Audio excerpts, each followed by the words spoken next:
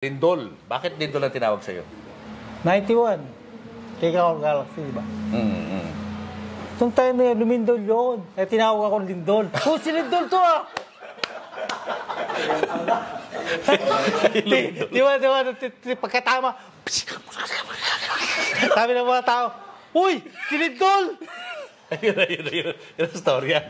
Yun ang istorya, kaya ako naging Lindol. Kaya pala. Kaya pala tinawag ako Lindol. Wala naman yun. Dapat pala sa Batang Quiapo, pangalan mo Lindol. Diba? Batang Quiapo na lang pangalan sa. Diba? Sa Batang Quiapo, paano ka na-discover doon? Meron yung na-discover doon dahil sa kapatid ko.